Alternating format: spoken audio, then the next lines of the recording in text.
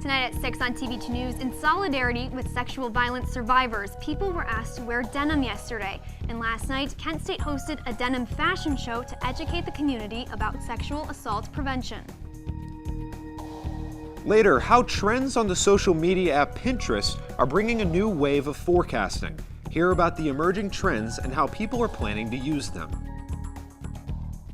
And summer is right around the corner for college students, how students and faculty are making that final push despite stressors. And universities continue to protest over their discontent over the war in Gaza, what they are saying during this conflict, and more as TV2 News starts right now.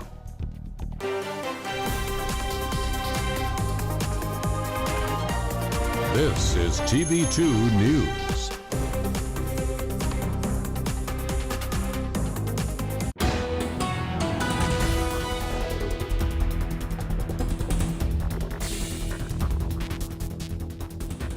Good evening, Portage County, and we hope you're having a great Thursday. I'm Sydney Brown. And I'm Dom O'Brien. Thank you for spending your evening with us.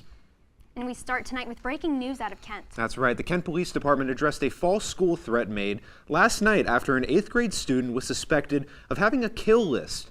Caleb Dawson was taken into custody at 3 p.m. today once Kent Police recovered the rumored list of student names. The 14-year-old student is charged with making false alarms, a misdemeanor of the first degree. And the city police shared their priority of school safety, according to Lieutenant Mike Lewis.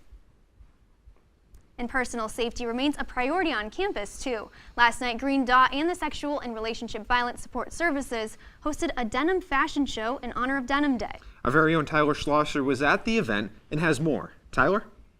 Hey, you guys. Yesterday was Denim Day, a special day during Sexual Assault Awareness Month. Kent State Center for Sexual and Relationship Violence Support Services held a fashion show to commemorate. Was sexually assaulted and was denied justice because the court argued that wearing jeans, which allegedly couldn't be removed by another person on their own, signified consent. Almost all of the models in the show designed their very own outfits. To do the fashion show, we really wanted people to turn out and to learn. So we said, how could we get into a big enough space that can not only educate people, but get enough crowd in there so people can know what's going on. And I feel like when it came to creating the fashion show, understanding the elements of the fashion show, that was something that was really big with SIRS. We wanted those little elements to really matter. I loved how all of the designers and the models looked different. I loved how there was so much variation in everyone that came out. All different majors, parents, just everyone coming out to support something like this meant a lot to everyone, including staff, and then, of course, everyone that modeled and designed for the show.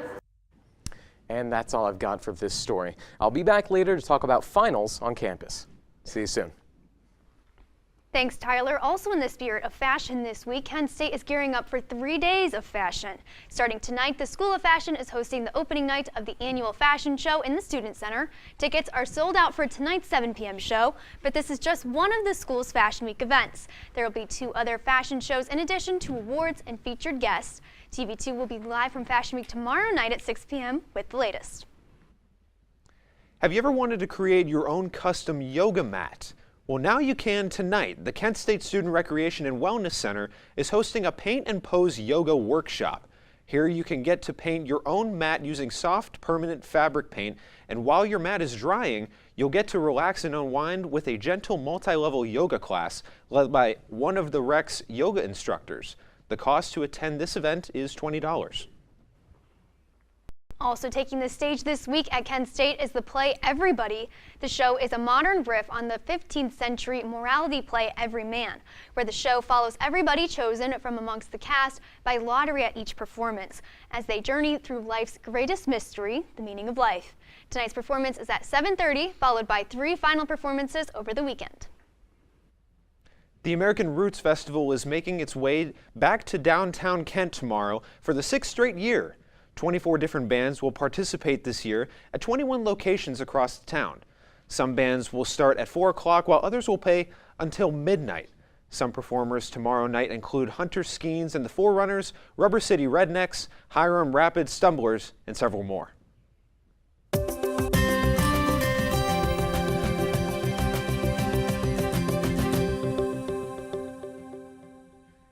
Hey, what's poppin', Portage County? I'm Josh Ponce. Let's take a look at what's going on here in Kent right now. And we are sitting at 54 degrees right now. Not too bad, not too bad. The sun is shining, so that's always a great thing to see, especially now in Ohio, because we've seen a lot of clouds recently.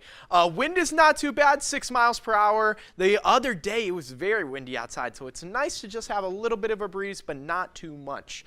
The dew point, 28 degrees, humidity at 35%, and I am pleased to let you guys know it is a full 10-mile visibility out there.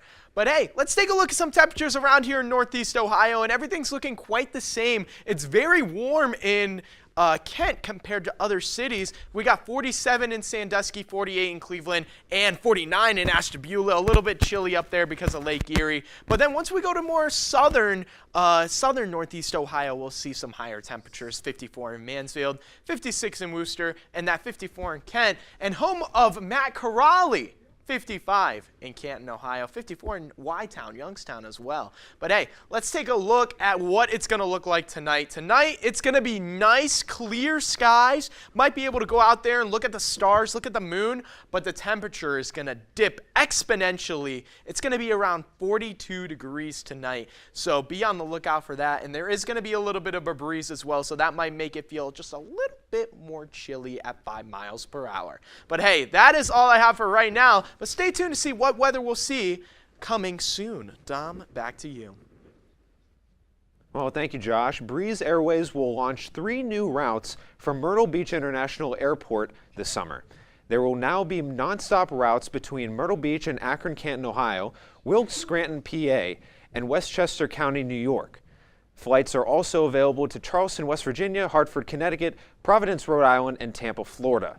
Introductory fares for the new routes start at $39 one way if purchased by April 30th for travel by January 7th. And the city of Cleveland has officially transferred the management and operation of the West Side Market to Cleveland Public Market Corporation. Under the terms of the agreement, the city will keep ownership of the market's property and facilities independently. CPMC will manage the market's operations as well as oversee renovations and upgrades. With the chance now in place, vendors said they are optimistic about the future of the West Side Market. Cleveland is becoming the site of another film this year. This time, cameras are rolling in the Slavic Village neighborhood for the film Stick Shift. The city has been the scene of big films such as Captain America: Winter Soldier, The Avengers, White Boy Rick, and Judas and the Black Messiah.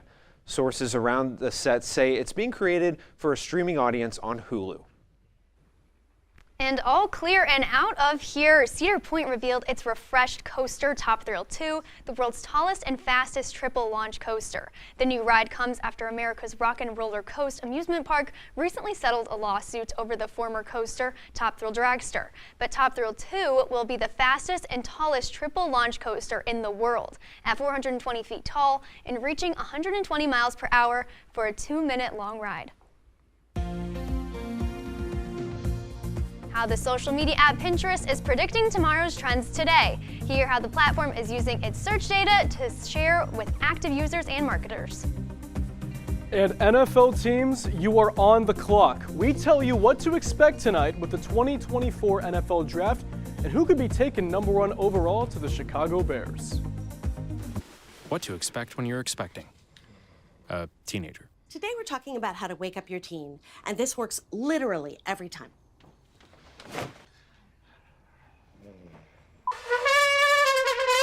Good kisses. Good kisses. You heard how loud I know, I I was. heard. It wasn't you. It was the... Is that bacon? You don't have to know it all to be a perfect parent. Thousands of teens in foster care will love you just the same. The black truck? Hey, Christina from accounting. Yeah, hi. Hey, I used to date a girl named Christina. Oh, really? Yeah, and then she dumped me for my best friend. You want to see some photos of them that I took? I don't. I thought we talked about this, buddy. Buzz and overshared again? Yeah. Yeah. I'm gonna call a car. That's a smart idea. So yeah, I know, that's why I did it. Hey, you're gonna get back to the top of the mountain. Does that mean I'm gonna get back with Christina? No. Oh. No. I rescued Toast from a shelter in 2011. I love Toast because she's a lazy diva.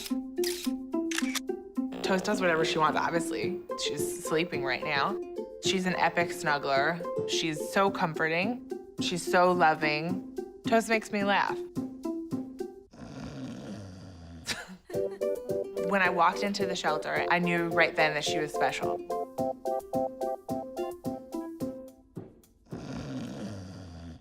When you look at me, you might see a person with Parkinson's disease. But if you look closer, You'll see a warrior mom. an endurance athlete. Someone with a lot of fight.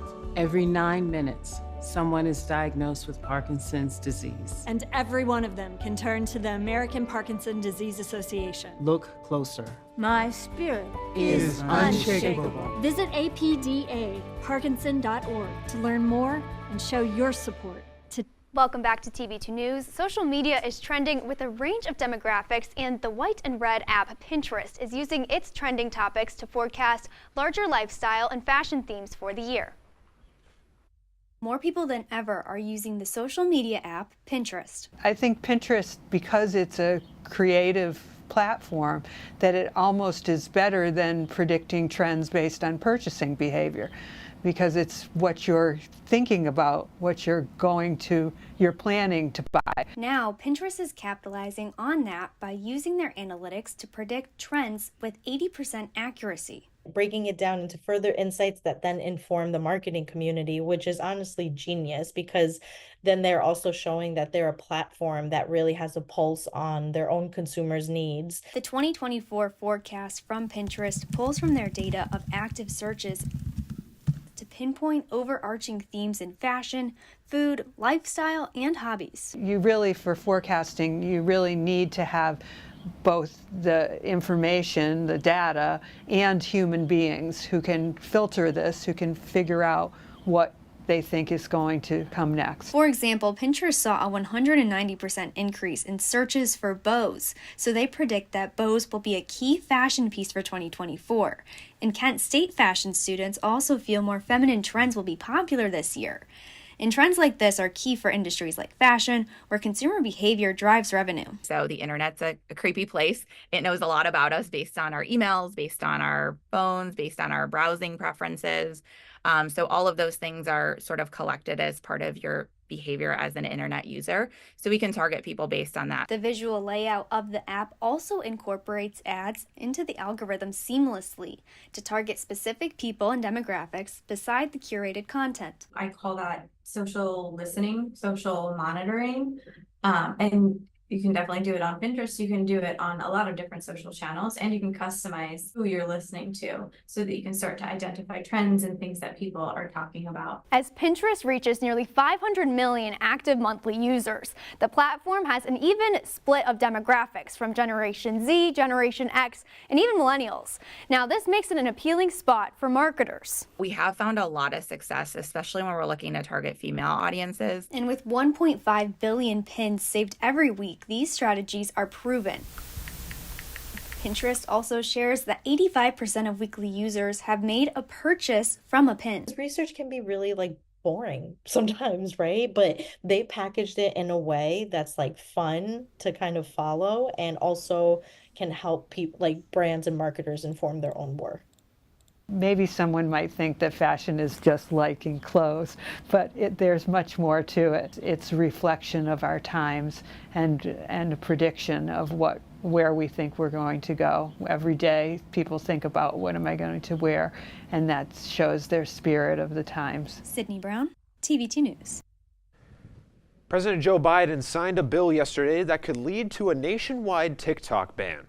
Congress had passed the bill this week as part of a wide-ranging foreign aid package meant to support Israel and Ukraine. The legislation poses the most serious risk to TikTok since U.S. officials began raising concerns about the app in 2020. But TikTok is fighting back, calling the legislation unconstitutional. CEO Shao Chu vowed to take the issue to court. The Federal Communications Commission voted today to bring back net neutrality rules. At its monthly open meeting, the FCC agreed to ban internet service provider from blocking or slowing down consumers' web access. With Thursday's action, Obama administration era rules are returning, which prohibit internet service providers meddling in the speeds their customers receive. The Federal Trade Commission is sending refunds to 117,000 Ring users.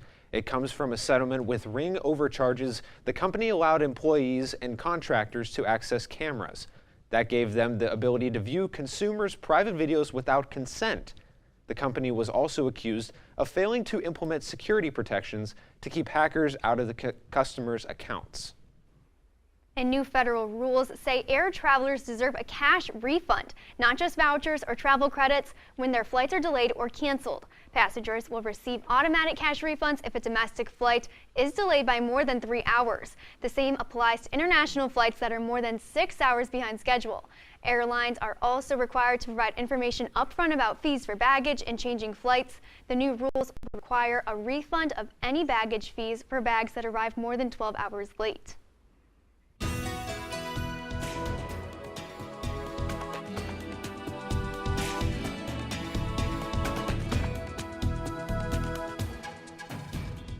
Hey, Portage County. It's your boy Josh Ponte here with the weather, and let's take a look at what we're going to see for the rest of today. So right now, that is not LeBron James right there, but that is the sunshine. 54 degrees right now outside at 6 p.m. It's beautiful outside, not going to lie. It is a little chilly though, so you might need just a small jacket. At 10 p.m. tonight, the temperature is going to drop, and it is going to drop. So if you're going outside, hanging out with some friends, maybe going to downtown Kent per se, I don't know. It's going to be very chilly. It's going to be 42 degrees, so make sure you will layer up for that. And then at midnight, if you got to make any late night runs, that temperature is going to drop 39 degrees at midnight. It's going to be very chilly, but the sky is going to be nice and so if you like stargazing or looking at the moon or I don't know what else you would do out there, it's a beautiful night to do that. So make sure you go outside. Check out the nice weather that we have because you don't really see that often right now, especially the last couple weeks. Tomorrow, hey, once again, that's not LeBron. That's the sunshine. It's going to be beautiful tomorrow, and the temperature is going to be perfect. 70 degrees. It's not going to be too hot. It's not going to be too cold. It's going to be right in that middle area where you're like, chef's kiss. It's going to be beautiful out there. And there is going to be a little bit of a breeze as well. So if you're one of those types of people that like a little breeze, it's going to be amazing. Beautiful. But that is all I have for right now. Stay tuned for that 7-day forecast coming up. Back to you guys.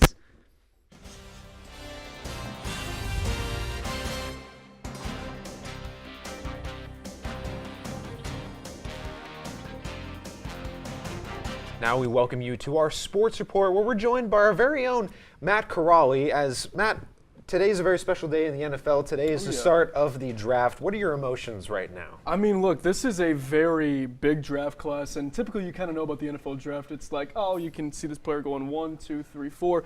We kind of know who's going to be at number 1, but everything else, kind of a coin flip. We really don't know how the night's going to shake out, so it's very exciting stuff. Like you said, very exciting. Absolutely.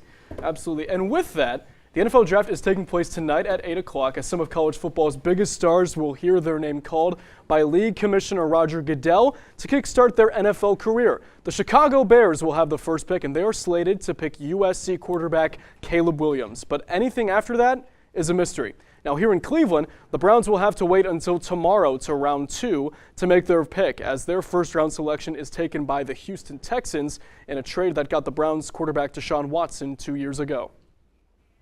And speaking of the Chicago Bears, the team has unveiled their multi-billion-dollar plan for a new dome stadium on the city's lakefront. The plan includes a reimagined museum campus with additional green space designed for public and youth sports programs to use as well. The improvement will cost $4.7 billion and will host an array of events including Super Bowls, NCAA Final Four games, and concerts.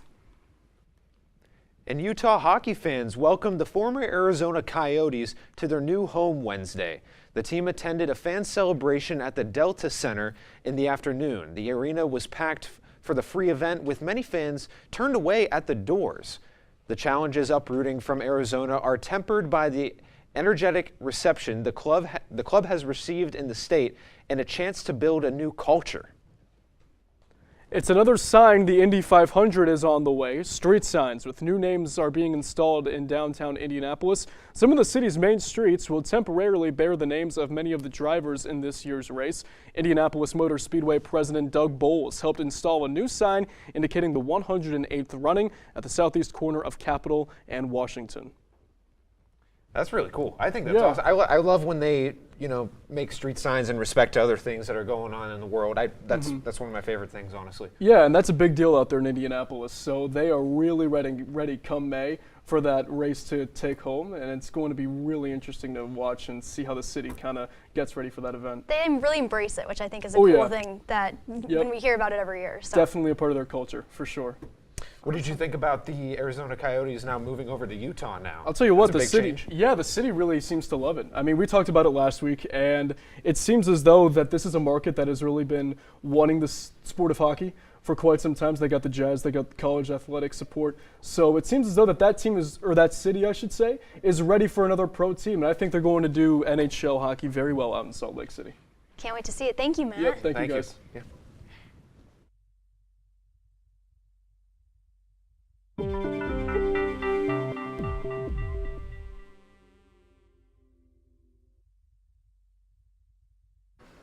Just hours ago, the Cuyahoga County Board of Health has reported an outbreak of Mpox. 9 cases have been reported so far, 6 of them to the County Board of Health and 3 to the Cleveland Department of Public Health.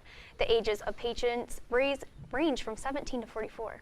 Mpox is part of the same family as the virus that causes smallpox, and it looks like a lesion or a rash on the skin. If you are looking for an Mpox vaccine, they're available from local medical providers. And in New Jersey, a woman's life was saved after she received a first-of-its-kind transplant using a modified pig kidney following a successful surgery. She says she's grateful for her second chance at life. This makes the second known pig kidney transplant in the United States. Stephanie Stahl has the details. I was pretty much done. At age 54, Lisa Pisano's heart and kidneys were failing. I couldn't go up the stairs, I couldn't drive, I couldn't play with my grandkids. So when this opportunity came to me, I said, I'm taking it. When we admitted her to the hospital, she had 2 cardiac arrests. So that's how close she was to death. Dr. Robert Montgomery heads up the Transplant Institute at NYU Langone Health. With the FDA's permission, he and his team decided the only way to save her life was with a first ever approach, giving her both a mechanical heart pump and a kidney transplant from a pig. About to do something that no one has done. The human immune system rejects organs from animals, so Dr. Montgomery and his team used a pig kidney with 1 gene altered to make it more compatible, and it worked right away. So you release the clamps and Lisa's blood goes into the kidney, and it suddenly turns this beautiful pink color, a healthy organ. This isn't just about keeping somebody alive, it's restoring them to their lives. I feel great today compared to other days. As she recovers from surgery, Pisano dreams of playing with her 2 young grandchildren for the first time in years. There is also a bird flu impacting the United States, causing the U.S. Department of Agriculture to tighten restrictions on dairy cows. The virus has been detected in cows in 8 states and shown up in grocery store milk. And because the spread was successful among mammals, the disease is at a higher risk for humans to go viral. Dairy cattle moving between states are required to be tested for all types of influenza. Any cow that tests positive can't cross state lines without satisfying conditions set by the USDA's inspection arm.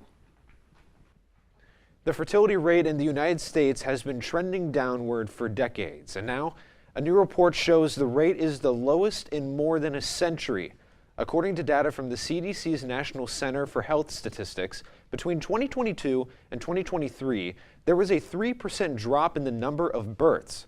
Meanwhile, births continued to shift to older mothers. The birth rate was highest among women ages 30 to 34, with about 95 births for every 1,000 women in this group.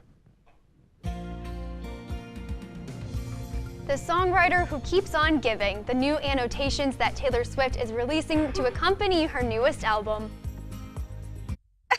To Maddie. Congrats on paying off all those student loans. Finally, right? How'd you manage that anyway? I started tracking my spending, changed a couple of habits. Wow, I'm kind of living paycheck to paycheck right now. I don't even know how I'm doing it. Well, have you tried saving a little? I want to, but where's that money gonna come from? Bill collectors, they're the worst. Am I right? When it comes to financial stability, don't get left behind. Not home. Get tools and tips for saving at feedthepig.org. Not completing high school is more of a social thing than it was an academic thing. Even though all these years have passed, I still had that longing to have my diploma.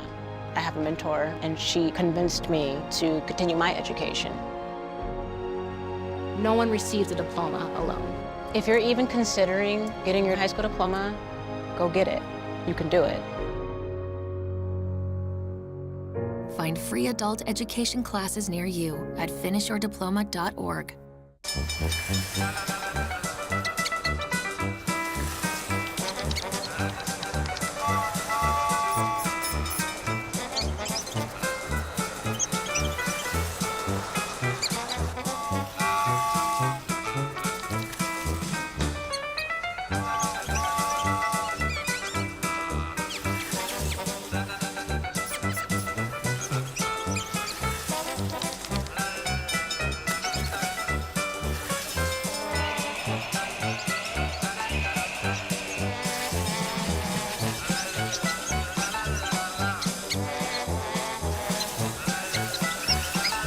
Kids will spend 15 minutes watching online videos like this one.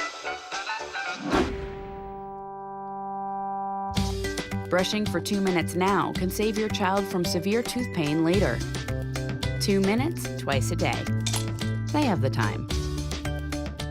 Welcome back. In the world of entertainment, Taylor Swift and some WWE personalities are making headlines. Our own Noah Rowe has more details on today's top entertainment headlines. Noah? Thanks, guys. That's right. My name is Noah Rowe, and I'm going to take you on a trip around the entertainment world from the squared circle, as mentioned, to Taylor Swift with some new music. We're going to be starting off. Earlier, we heard about the NFL Draft. Now, Tony Khan's status for the Jacksonville Jaguars 2024 NFL Draft obligations could be questionable. Khan, he's the Jags' chief football strategy officer and the founder, owner, and booker of All Elite Wrestling. He took a punch to the gut and the Meltzer pile driver last night live on AEW Dynamite. The assault was committed by Jungle Jack Perry, who has now come back from suspension after a backstage fight with the best in the world, the Second City Saint, the voice of the voiceless, CM Punk. Moving over to the Fed, WWE star Cameron Grimes has been released. He had a monster run in NXT, feuding with the likes of Grayson Waller and the megastar L.A. Knight. Yeah, Grimes was called up to the main roster during the draft last year, and after a promising start, failed to make a big difference in the company. He is a bright young talent, though, and plans to go to the indie scene, and from my opinion, he'll be back in WWE in a few years. According to an Instagram post, Kid Cudi has canceled his upcoming tour after sustaining a broken foot at Coachella. He was supposed to make his stop in Cleveland on July 31st at Rocket Mortgage Fieldhouse, but everyone who bought tickets will receive a full refund. Kid Cudi said his injury is more serious than he had originally thought and will be taking some time to recover. He said he and his team will have updated tour dates as soon as possible. When I hear the words annotated, I think of an annotated bibliography. Taylor Swift fans can now associate the word with the pop star. In case you haven't heard, the singer released a new album recently. I didn't know until today either. And if you just can't get enough of her content, she'll be doing an annotated version of her new release. The new version of the album features Swift sharing her thoughts and inspirations for all of the songs on the album, and it's available exclusively on Amazon Music. It hasn't even been a full week, as I said, since Taylor Swift released that new album, The Tortured Poets Department, but it's already reached 1 billion, that is billion with a B, streams on Spotify. According to the digital music service, this is the first album to do that. And that's not the only record the singer-songwriter has broken on Spotify. The Tortured Poets Department is now the platform's most streamed album in a single day with 300 million streams. In order to break that record, Swift surpassed 2 of her own albums. That would be Midnight's and 1989, Taylor's version. Noah, this was such a fun little segment. 2 of your favorite things, Taylor Swift and WWE coming together. When you talk about Swifties, there's just no bigger Swiftie than me, personally.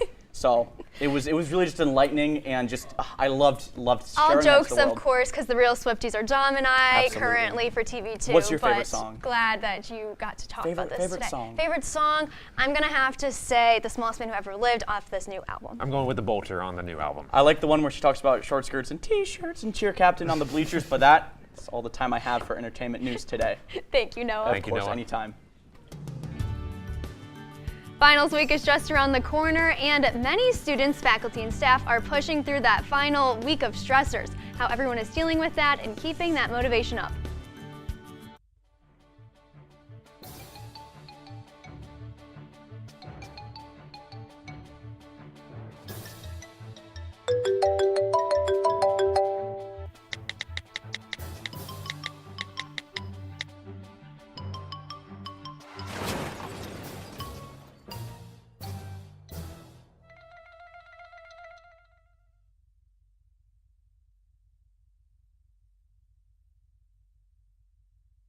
Hey, you. Yeah, you. Getting that college education. What are you gonna do? Graduate and take some office job? Be like everybody else? Or will you dare do something different? Like, be a teacher. You could be my teacher. You got the skills. The smarts? Yes, you. You could be the teacher I never forget. That'd be cool. Does that corporate job even have recess? What are you gonna make of yourself? What are you gonna make of me?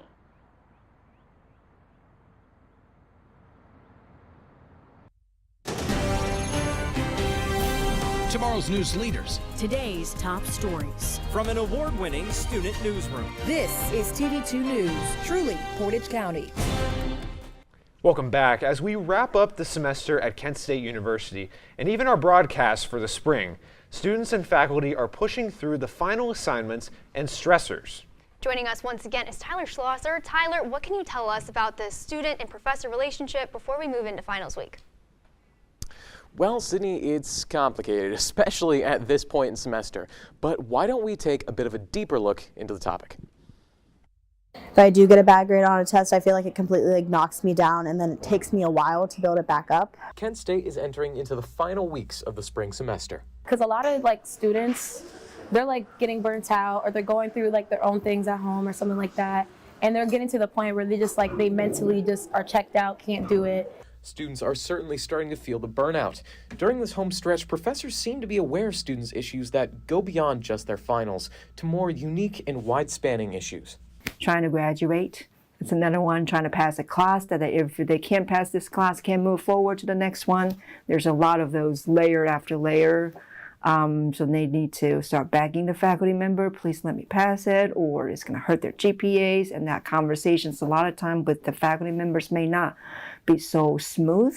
Many professors are attempting to tailor their classes to help students through the mounting workload. I try to dedicate as much classroom time to allow students to have classroom time to finish the projects, but that's still probably the biggest complaint, is just that it's so much work that has to be done before the end of the semester. But in the end, the only way forward is straight through. I think the biggest piece of advice I could say is just get what you need to get done. If you get the big stuff out of the way and you only have the small stuff to worry about, makes it a whole lot easier. So. Sadly, that is all I have for you tonight and for the semester. So for the last time, from TV2 News, this is Tyler Schlosser. Keep looking out, Portage County.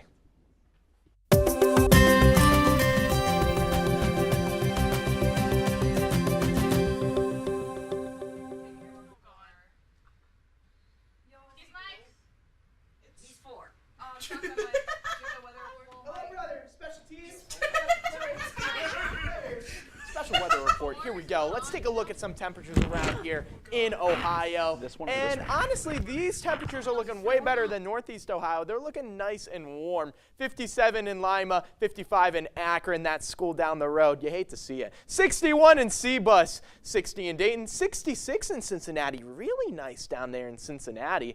And then if we take a look at the other side of Ohio, 60 in Athens, 55 in Steubenville. Those temperatures, they're looking pretty good, But let's take a look at the 7-day forecast. And you know what? It's kind of looking like somebody went into ChatGPT and typed in, give me a random weather report. Well, yeah, that's what we're going to see for this week, because we're going to see a little bit of everything. We got today, that 62 degree high with the partly cloudy, mostly sunny skies. Then tomorrow, that temperature is going to dip up to 70 degrees, and it's going to be sunny yet again. That's not LeBron James. He will not get swept by the Denver Nuggets, by the way. But it's going to be nice and sunny, nice and warm. And then the rain will come again on Saturday. But the temperature is going to keep going up. And on Sunday, it's going to be partly cloudy. We will see a little bit of the sun. But the temperature's still going to keep going up. And guess what? Monday, we're going to have a high of 81 degrees. It's going to be fantastic, but it's going to be cloudy. So you win some, you lose some. It's not always home runs, but that's just the way I play. And then on Tuesday, rainy, cloudy skies, and same with Wednesday, unfortunately. And the temperatures, look at those temperatures, 72, 73. It's not going to be too hot to the point where you're like, It's not going to be too cold where you're like, It's going to be just right. But unfortunately, that is all the time I have for today. For the last time this semester, you already know, ladies and gentlemen, I've been Josh Aponte. You've been you. We'll see you next time on TV2. Back to you guys at the desk. Thank you, Josh. Now we have the latest from the Senate floor to university campuses that are acting in response to the Israel-Hamas war. Here with what you need to know on TV2 is our very own Noah Rowe. Noah? That's right, guys. I have the latest political headlines, and in the next few minutes, I'm going to try to clear up some of the confusion coming in from Washington and around the nation. Protests and arrests continue at colleges and universities across the U.S. from Boston to California. Police have cuffed pro-Palestinian protesters demonstrating their discontent over the war in Gaza. Cole Higgins has the latest from across the country. Long live Palestine! Walkouts, protests, and arrest set the scene for what's happening from coast to coast. This is a time that students usually would be focusing on classwork. Instead, they are focused on the Israel-Hamas war and writing their own chapter in the history books on American civil disobedience. It was an overwhelming amount of force against a group of college students. They were in riot gear. It wasn't a riot. It was a peaceful 4-day encampment. People were singing for most of it and dancing. In Boston, some students spent the morning trying to find a friend who was arrested to bail her out. Down south, protesters at Atlanta's Emory University were being taken in. Why do we have police on this campus? Do we not see that anytime the police officers come, it exacerbates it? The police officers should be ashamed. Emory should be ashamed, and President Fenves do something. Critics say university presidents need to do more. Some are canceling in-person classes and in some instances leaning on law enforcement for help. On Wednesday, close to 100 arrests were made at University of Southern California by the LAPD. The university is a private campus, and the group had been violating some of their orders, and it was a trespass at that point. Emerson school officials penning a letter to its student body saying, quote, "We support our community's right to express their views through protest. However, they must do so in a manner consistent with the laws." I'm Cole Higgins reporting. We're going to be switching gears now and take a look at former President Donald Trump's various legal woes ahead of the 2024 election. We'll take a start at that look with a look at his immunity case. The argument on immunity is very important. The president has to have immunity. This has nothing to do with me. This has to do with a president in the future for 100 years from now. If you don't have immunity, you're not going to do anything. You're going to become a ceremonial president. But you're not going to do anything if you don't have immunity, because otherwise you're going to be prosecuted. Former President Donald Trump's immunity case is heading to the U.S. Supreme Court. Today, the justices looked into whether the legal system can hold Trump accountable for the actions he took to try to overturn the 2020 election. The justices will hear arguments on Trump's claims that the presidential rights protect him from alleged election subversion conduct. The High Court will not be bound to decisions made by other federal courts. Now to Ukraine. Following the aid package recently signed by the president, the Pentagon says the U.S. delivered long-range missiles to Ukraine earlier in the month. The Biden administration had previously refused to send such missiles. However, the administration secretly approved their transfer in February for use inside Ukrainian territory. Last fall, the U.S. first sent Ukraine mid-ranged missiles, which can reach about 100 miles. These new longer-ranged versions can reach as far as 190 miles. And that's all I have for you today. This has been Noah Rowe, for TV2 News. Have a great night and a better tomorrow. Thanks, Noah. Out of Maryland, a fourth temporary channel will open for 4 days to allow ships at the Port of Baltimore to leave. Since the Key Bridge collapse, 3 channels have been opened to allow smaller commercial vessels to pass by the wreckage. Soon, the focus will shift to moving the cargo ship that crashed into the bridge last month and fully reopening the channel by the end of May. Crews have removed about 2,900 tons of wreckage in the cleanup efforts. The New York Court of Appeals has overturned Harvey Weinstein's sex crimes convictions. The disgraced Hollywood producer was convicted in 2020 for first-degree criminal sexual act and third-degree rape. He was sentenced to 23 years in prison. The Manhattan District Attorney's Office says it plans to retry its case and remains committed to survivors of sexual assault. He was sentenced in Los Angeles to 16 years in prison for charges of rape and sexual assault. The Kent State baseball team welcomed in Clarion at home. Who will win in this Battle of the Birds? I tell you the answer and more in sports.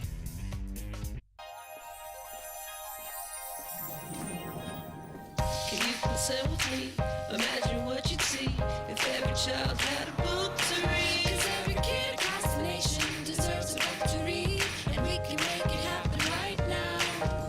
No, I don't know what you've been told, but kids with books learn so much more. So the mission is for us to get a book to each and every child.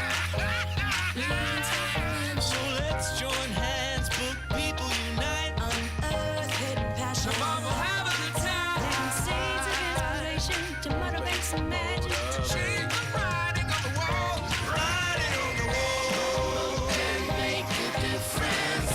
One book can inspire a child. One book can be the first little thing that helps to change a life. People unite. Read to a child today and spark a lifetime of ambition. Hey, you. Yeah, you. Getting that college education? What are you gonna do? Graduate and take some office job? Be like everybody else? Or will you dare do something different? Like, be a teacher. You could be my teacher. You got the skills. The smarts? Yes, you. You could be the teacher I never forget. That'd be cool. Does that corporate job even have recess? What are you gonna make of yourself? What are you gonna make of me?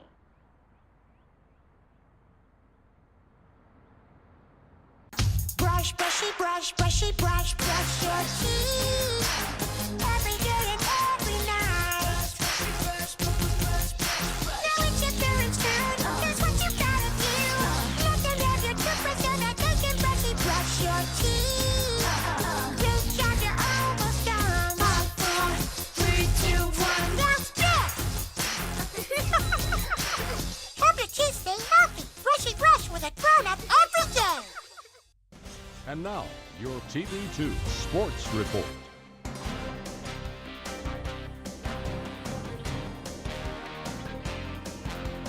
Good evening, everyone, and welcome into the last Thursday sports report of the semester. My name is Matt Caroli, and here is the latest in the world of sports in Portage County and beyond, as we will start tonight on the links, as Kent State women's golf team has learned that they will be heading to the City of Sin for the NCAA tournament. The Golden Flashes are the 10th seed in the Las Vegas region, as teams such as Arizona, Florida, Cal, and Purdue, shout out Gabe Calera, West Lafayette born, will compete with the Golden Flashes. Regional play will take place Monday, May 6th at Spanish Trail Country Club, and this is a course KSU has played at. Last year they competed in the show tournament, and they ended up placing 11th overall. Now taking things over to Schoonover Stadium, the Kent State baseball team lost to the hands of the Clarion Golden Eagles Wednesday night by the final score of 10-5. Clarion used a 6-run second inning to propel them to a win. Leading the way offensively for the Golden Flashes was Tim Orr as he hit 2 RBIs on 2 hits, and Kyle Jackson found his way on base 3 times and even stole a bag. Kent State will start a huge 3-game homestand with first place Bowling Green on Friday. First pitch is scheduled for 6 o'clock. Now running over to track, the Golden Flashes track and field team is getting ready for the Clark Wood Invitational hosted by the University of Louisville, as the Golden Flashes will send 14 athletes to the River City. Two athletes to watch out for are Gabby Bailey and Liam Viscovich, as they took home MAC Athlete of the Week honors for their performances at the University of Kentucky last week. Field events will start at 11:30 tomorrow, with running events set to start at 4:30, with action wrapping up on Saturday. Let's now get professional. The Guardians took down the Red Sox today in Cleveland by the final score of 6-4. After losing yesterday to Boston, Cleveland responded in a big way, led by designated hitter Jose Ramirez, as he went 3 for 4 with the grand slam that propelled the Guards to the win. Cleveland is now 18-7 on the year, as they will take the trip to Georgia this weekend to take on the Braves. And staying in pro sports in Northeast Ohio, let's now go to Orlando. And no, not because they're going to Disney. Sorry, Josh Aponte. I know he's a big Disney guy.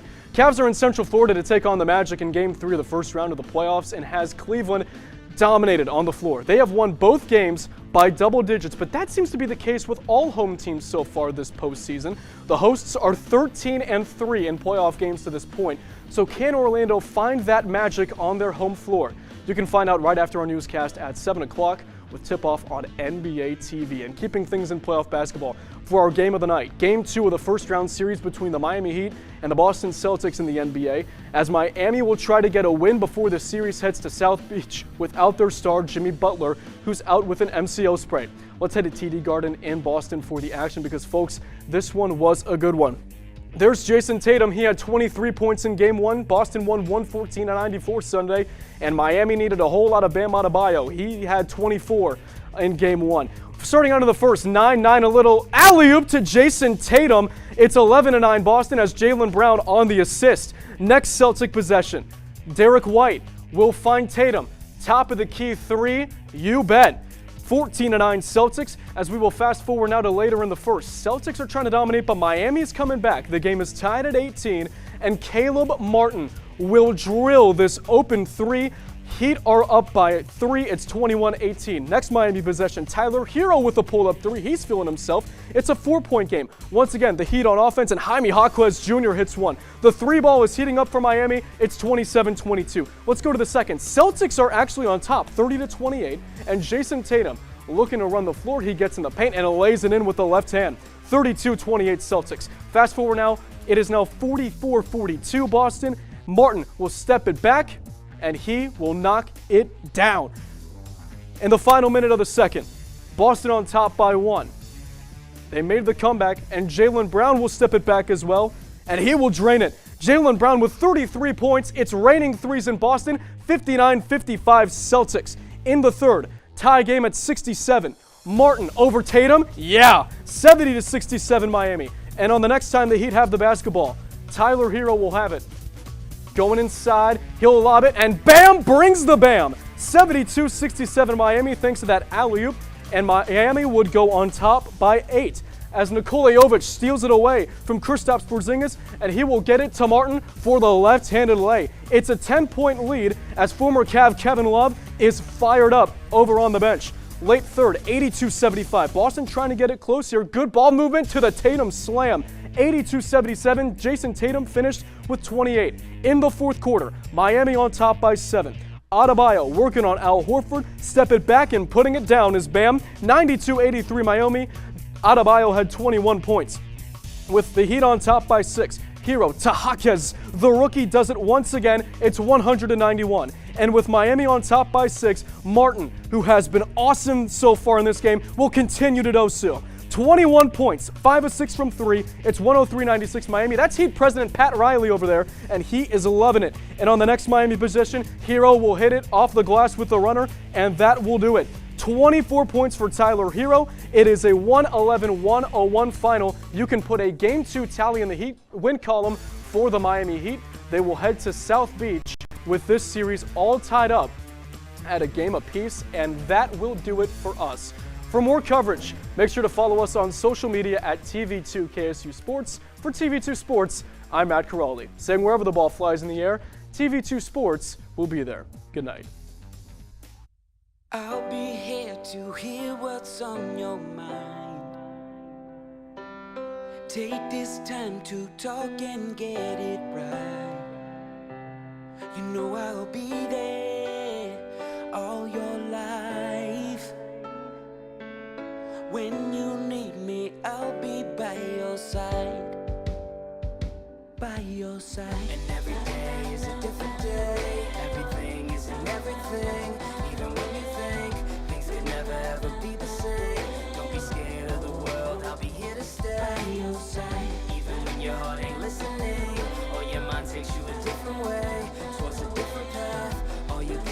sitting nice. When you need me, I'll be by your side. When the adults in a child's life talk early and often about the dangers of underage drinking, the message gets stronger every time. I'll be by your side. Talk. They hear you. Hey guys, if you don't know me, you're normally on this show, so but bear with me as I struggle through this goodbye. It's gonna take a lot out of me.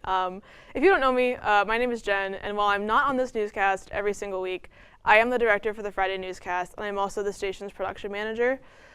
TV2 has been my home for so long, and it is extremely difficult to say goodbye to it all. This is where I met some of my greatest colleagues, some of my bestest friends, and after 6 semesters, it still does not feel like enough time.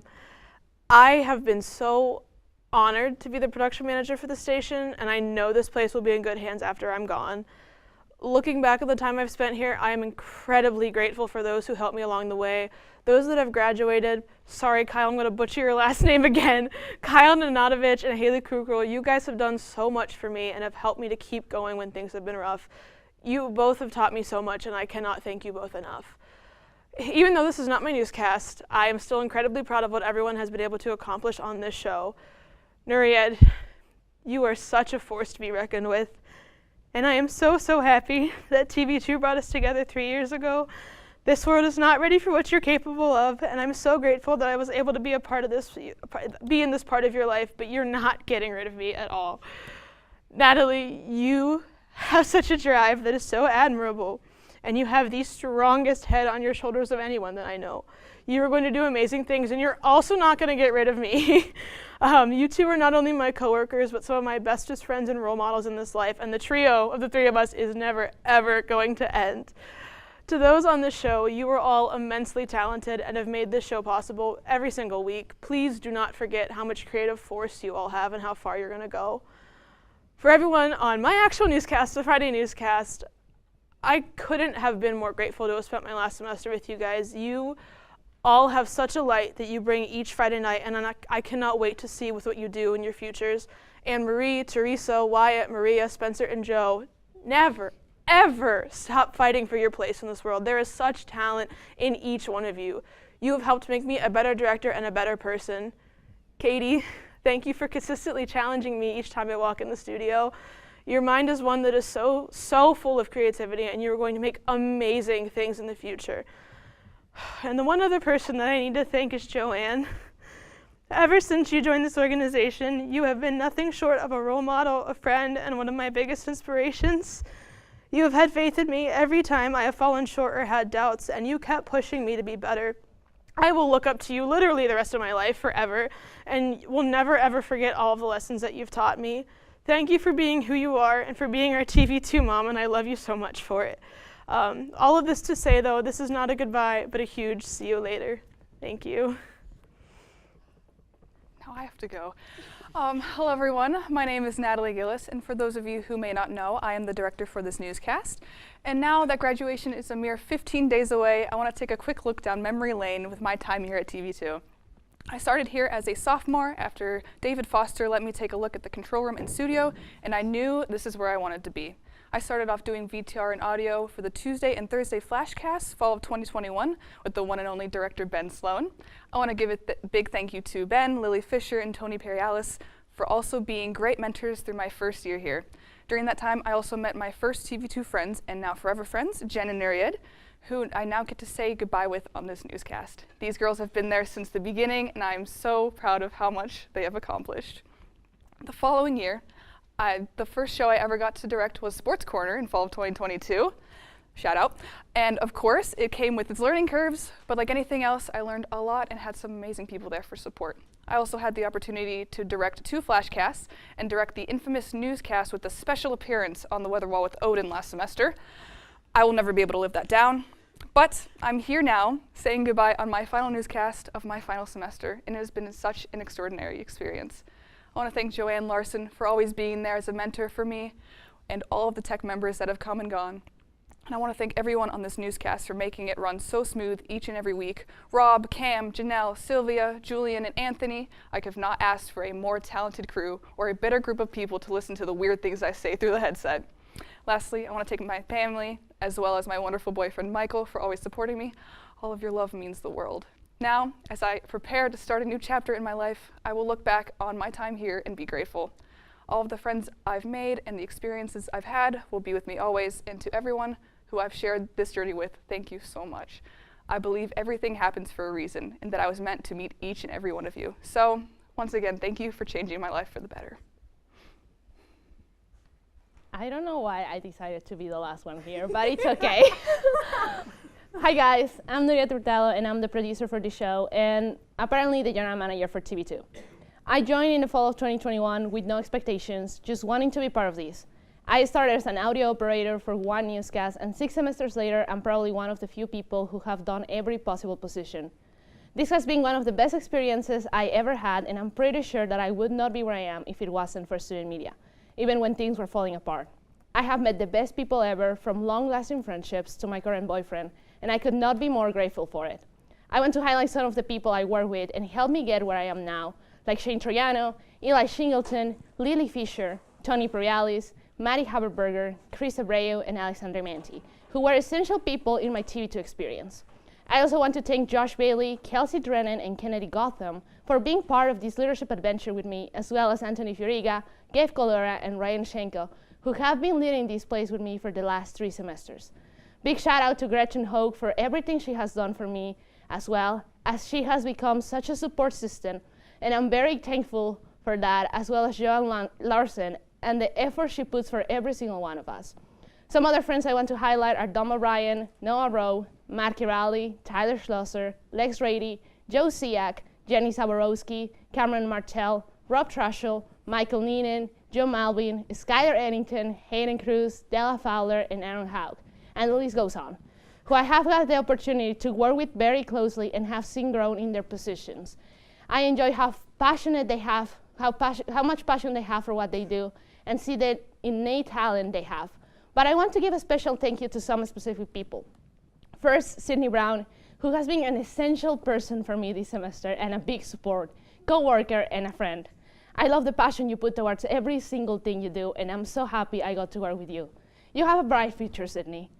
Second, a big thank you to Josh Aponte, Jen Lohman, Sofia Zainato, and Natalie Gills for being my ride or die in this organization and being there for me ever since we met on a silly little newscast. You have made these past 3 years the best thing that could have happened to me. I will not be far from here, as I'll be staying in Kent to pursue a dual master's degree in business administration and communication studies. But as Taylor Swift says, this is the end of a decade, but the start of an age. Stop. Literally quit. What are we gonna do? What are we gonna do? We're gonna cry. Yeah, we're gonna cry. Yeah. Oh my gosh. No words. You guys have all dedicated so much time to this organization, and I know you guys have said your thank yous, but we want to thank you guys as well, just for everything you've done for so many people here. You guys have been enormous leaders throughout the entire time that at least I've been involved in TV2, and since everybody else has been involved in TV2, and I don't think we could have followed better role models, in my opinion, so thank you guys. But what are the highlights? We need to hear a few more things from you guys. I mean, we all met on the same newscast. We were all together 6 semesters ago, right? We all were on the same show and didn't know each other at all. Yeah. Monday newscast, same crew. Aponte was on that show as well. Aponte was on that show. And it's kind of a full circle moment now. I feel like that has to be our highlight. That is our highlight, that this is a full circle moment right now, we met each other on the same newscast and we were saying goodbye on the same newscast as well. So. Stop. Man, it hurts. Yeah, it's rough. Yeah. I mean, I'll be staying in Kent, so. That was that's cool. I'll be around. I don't know where, but around. So will I. So I guess we're good. We're not leaving. You're not getting rid of us. We're chilling. As she explicitly said. I'll be in the walls. Well, we're very grateful of the time you guys have invested, but this is all the time we have for you tonight. Thank you so much for joining us. For updates on all of these stories and more, visit our website at kentwired.com. And follow us on all social medias at Kent Wired. And don't forget to tune in at 9 p.m. for a new episode of Grab Bag. I'm Dom O'Brien. I'm Sydney Brown. I'm Natalie Gillis. I'm Jen Lohman. And I'm Nuria Turtalo. Have a wonderful night, Portage County.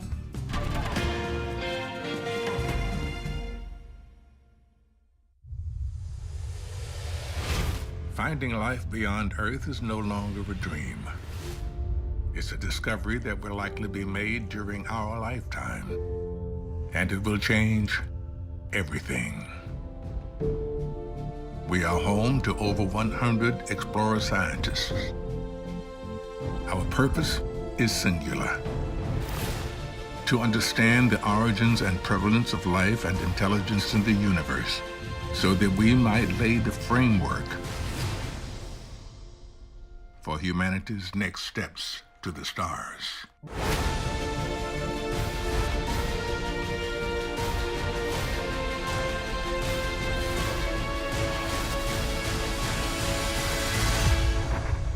We are the SETI Institute.